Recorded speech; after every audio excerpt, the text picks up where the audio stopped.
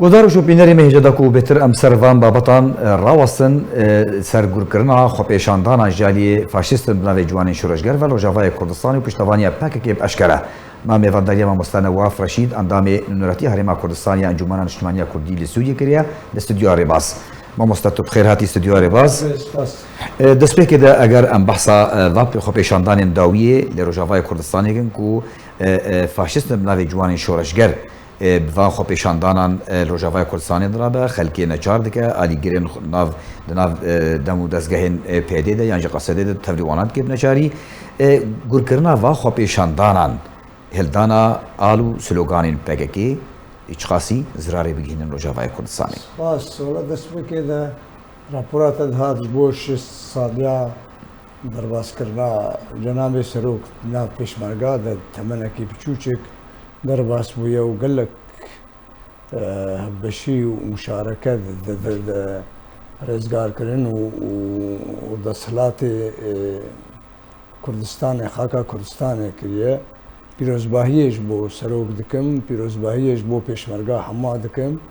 هیویدارم تمنکی دریش 100 سالیا درباس کرناویجی ام ببینن او ببینی و تندرستی قال لك باش عمرك دريج جرد خازم بو برساتا از بجم شخوا يعني روج بروج هنكي زلال دبي تشتيقو بريا انها هنكي نبندب ونديار بو روج بروج اشكره دبي اشكره دبي دواري دقلك وارا دوارك جواري وانده جبو تركيا وهر وقتي تكز دكيش تركيا راد بيجي ام هنا وام بككنا وام سرسينوري تنن وافاقو بو سدم هبونا بككا آلاف انوان وادوات انوان وشبيه ذا بيكا حتى نتبي جواني شورشگر دركبي افانا هر وقتي بون يك سدما درباس کرنا ترکیه سر خاکا کردستان روج آوا و داگر کرنا گلک دوری ویجی و درباس کرنا وی دوان دورادا و اواگو هر وقتی جی بحثا بن پیکرنا ماف و حق و خلق مدبی ایجار دما ویدا ویدا اواگو آنها درکتیش خود حموارا دست بیکی پیاده دگوت ایما دما دورا كردستان سوريا رادستي وان بو باتفاق وبركفتن دقوت خو بيشندان قد خذكرن دقوت اما ام ناخوازن خو بيشندان هبن وام ناخوازن ناكوكي نابرا مو رجيم تشيبي اجبو ام دورا خو بباريزن وكو فان دوري عربي وكا حمص وحما ودرعا لنوي وقلباران نبي ويران نبي وخلكي ما درب نبي مخابن تشتي اوان كر رژیم نکاری بو بکه حمو آراده حمو آلیادش آلی کی هر وقتی بو وکا ایگو هرچه بینی نافرز خواه بو سدمش بو در باز کرن و ایریش کرنا ترکیه و کشتنا خلق مل سرسینورا و دورا و دانینا دیواره کی دریج نابرا کردستان باکور و کردستان روج آواده آلی کی آلی دن ده حمو آراده دواری خوندنه ده ضغط و فشار سر خلقی مبو اجبو درکه دواری قد خکرنا سیاسیه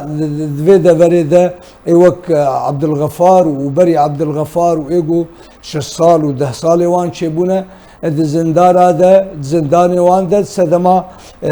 سیاسی آلیه ده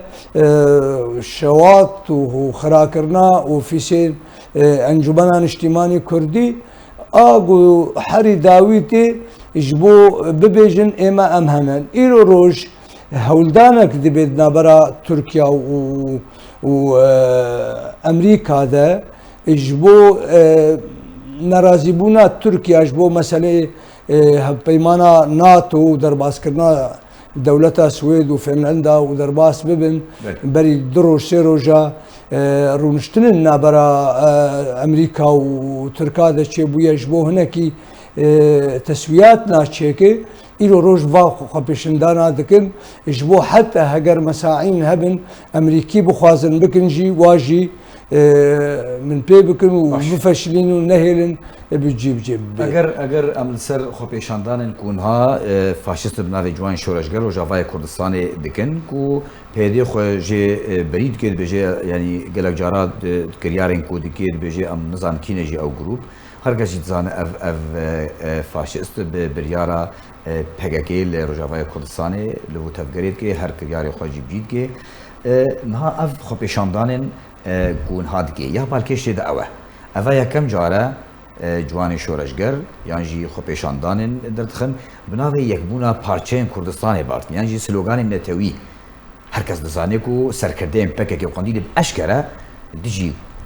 کردستانی دولت بونا كردي باندكن ساده من فيكي شي ياجي تشاوت شروفت كيما مستوى من از بيجون شخوا خاباندنك ديج خلكي مره دس بيكاوي وقتي هاتن قوتن اما امي آزاد بون ويكبونا هر چار پارچه كردستاني بكن ودوي ساده مي درباس بناف خلكي ما وزاده اما از انها دوي دما چوي ده شخوات بجم نما قالك خلكي ما نما بين خاباندن وخلكي ما باش هشيار بونن آنها رواندنا وان زاروكا يكش سدم و ايجو خلكي بهشمند خلكي بيرور نما تبلي وان زاروكي 12 سال تماما زاروكي 12 سال دبن يجيبوه هر وقتي هبي يعني وك شاواد بيجن يعني دائما شرياني واني لشكري هبيج وان زاروك 8 برقو يك مازن دبي بدهان ام دزانن واهنك الفرجي هنا بري چن روجا سركردكي وانا مقابلات سراغ هاندنا كريت بيجي دما 15 سالي و 16 سالي از هاتم على اساس وي كردستان كي تشيكن بو كردستان از هاتم باش مبير وربر از دركتم بو روجي بدهان سركردي وان وكادران وان ايغو تشي تركيا وايغو تي كردستان وايغو تشي اوروبا بدهان بفيرنجينا ايرو روج تشتكن افجي يكش سدمي هر وقت تشتي واني هي حمجي من از الوادنا رم وكا بيدا جيبي وحمو سازي لقلوان شخوا بكا كان وتو علاقاوي وتو هيفي وميدي كسي بوارا نما يقو كردستان عشيكن نبس ولوجي خو وقت الصلاة كي تبيني وقت الصلاة الدنيا يحموي هنن حزب بعث بو سر استا اوروبا شاوشيسكو وغير شاوشيسكو رومانيا الدفرة خلكي بطاناك وان هبو خلق وان هبو الدورا وان هقر سدمن ايديولوجي با هقر سدمن بيدفيجياني بان هقر سدمن وظيفة ونزان شده با لقل وان دمان انها اف پیدا عینی وهابویا اف جوان شورشگر و نزانم چه اوانا همو هر وقتی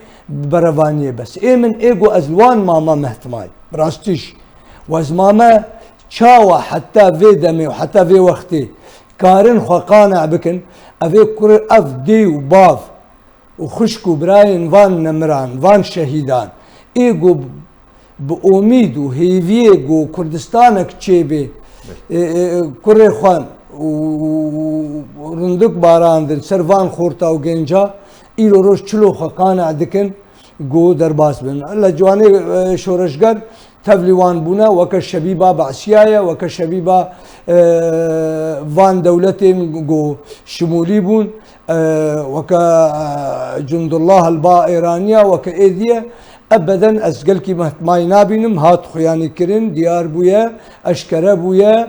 اف ريخستنا هاني هاتي جبوت نبونا كردستاني جبوت بحمو واران انا ديساج بجميرم برافاندنا زاروكا بقرتنا سياسة مدارة برافانيات بردولتي ده برشبونا خلكيما بحمو آليا وآلية دين بهانه جو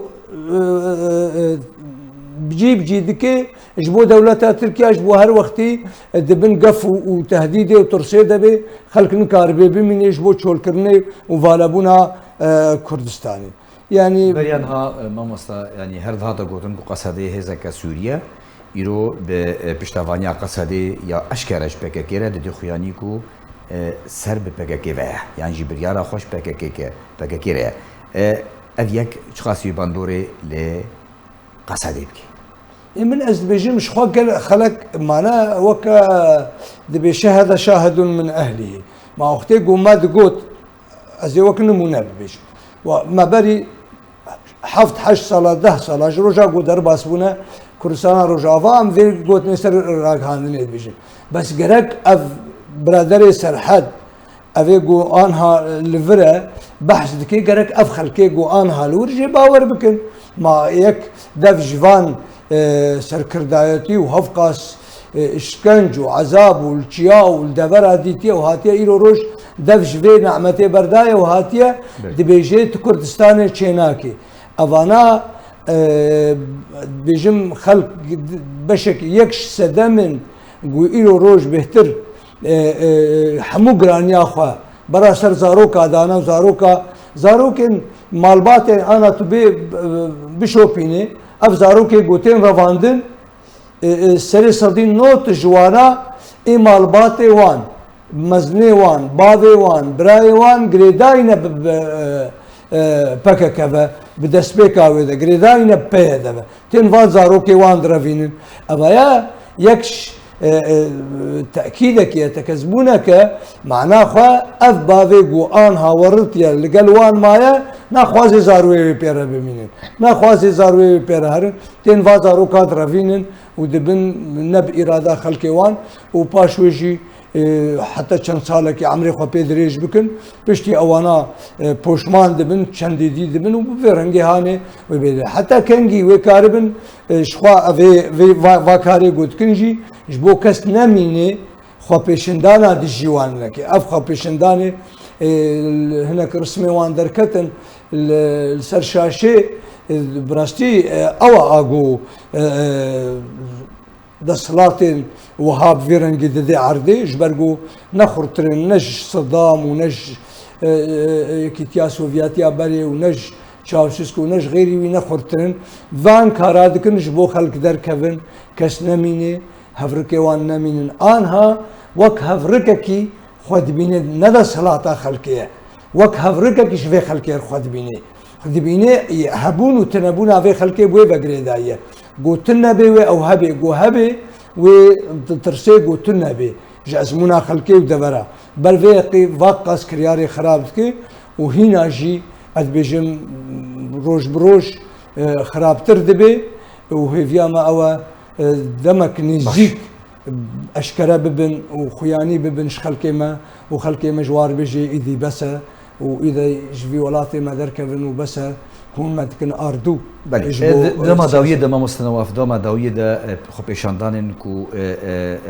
فاشیست ناوی جوان شورشگر بريك خستند که یا خلقی نچارت که تینی انجی عرب دفرین دی در وی روجاوای کردستان تینی وی دفری باشداریت وا خو پیشاندانت که ببی روشتی نزیکی هریما کردستان بن بحثا سروق مسعود برزانی دکن کو هر کس لهر چار پارچه کردستان و جهان توید زانه هلگیرین پروژه نتوی خاطر نتوی کردی بارزانیه تفيكي تشواش شوفتكي ما شخو دستكن الجام خلكي ودسبيك اوي دجي افجي شخو ديار البا خلكي دسبيك اوي دما بيشي ده دجي كردستان تشيبون اما جابونا سروكي وان انه هون مبردن ازينه لم كردستان تشيبي اف مسألة يعني دستكن ناب لحر دركي جو هيفي واميدك تشيبي جو تشتك كردي وكردواري تشيبي او انا وي ديجي وي دركبن وي بهاناجي بجي بكن نجبو خاطر دولتها تركيا درباس كرنا دولتها تركيا في دفرا بهدينان ده نجبر خودتي درباس دبي وانها ما ترسي هي درباس كرنا وان هجر ان شاء الله عمري دريج جوار ناخوازم عمري وان جولو دريشتر ببي وشنغال جي بين تركيا درباس ببي وبهلن دبرن ديجي الكردستان سوريا درباس ببن وأبانا براستي بون سرطانك لاشي جواكا كردي دواري سياسي ده دواري اخلاقي ده دواري جواكي ده حمو ورا ده دواري مالباتي ده براستي خطرك قل لك مازن جوان هر چهار دجمنا خطر وان بهتره ما مستنواف يعني هنجالك وان دبيجن يعني جو كود رابورت ده هاتيا افخو پیشاندان کو جوان بناوی جوان شورشگر افاشست دکن ارمان جي يعني دو ارمان جي هنا يك جي تنکرنا دانوستاندرین کردی بی یک جاری دنابرا انکسی و پینکی ده یا دوان جی دخوازن دنگی دجبری خواه کرد بکن یا جی بتنی اجندین پککی ایدئولوژی هاوی لسر گلی کرد روژاوای کردستانی بزورا خواه بسپینن یعنی تا چرا ده افهلمت و باندورا خواه لسر انجمان نشمانیا کردی سوری بکنیان گلی کرد اشتالک وانش خواه دستی وان خوش به از یک جوانی به هوی بو امید بوم جوه یکی تیاهانش بر دست پیک آویده بعربی به استفزاز دکن جه انجمنان اجتماعی کردی و نکارن تو یک ریزیه بکن بکسیره ابانا نه یک ریزیه بکن ابانا هاتنا یک کردات نه بکن و چاوا یک ریزیه بکن بس بن فشار و ضغط امریکا ده و هنكيش امريكا رجي لازم بو جبو هناكي خوش احراجا درباري تركيا ده خلاص كي جبو هناكي خوش قالك مسائل خلاص بكي دخست هم اولو برچيم ببي حتى ويناجي نكاري بو فينا بكي موضوع تكشي برنامجنا خوزيا انجمنا اجتماعي كردي قريبه دسبيك اويده جبو ايوكا عبد الغفار وجبو ايوكا فؤاد وجبو امير وابو عادل ودعوه ليبورين كما هقرنا بشار نبيجم وبهزات قالك جبوان اف ركفتن درباس نبو بانا واوجي بو يكش سدمي هناكي عمري وان دريج بو هناكي زلال بونا وان وفضحه وان وناسكرنا وان جاليه خلكي هناكي تاخير بو يكش اري كاري بواره اف هاني بس هي فيما او انها قهش نوي استاج بروي كيجي وقت يرو روش نو كان چي بو نو هاتيه بيراوان وكردستاني چيكن بري 40 سالي وگرانا دروش بو سلوغاني خوي هيامي بري وكردستان عذابكن وتين الفيدي كردستان خرادكن والويدي خلكي تشول دكن ودردخن وكردستان فالا كرنا نرنا مدى توهي في واميد تنا بو افانا تيك ريزيه بكسيره بكن افانا وهناك خلكي وان تشكريه وديتنا مدى هيفيا ما او نيزيك بي ام جوان خلاص ببن وزوترين وقت وجبو خاطري هيفي وميدي كردا بجيبن خوني وان بجيبن گلک سپاس مامۆستا نەواف ڕەشید ئەندامێن نوێنەرەتیە هەرێما کوردستانە یا ئەنجومانە نیشتیمانیە کوردی سووریە گەلک سپاس گوت میێوانی ڕێباز نیوز بووی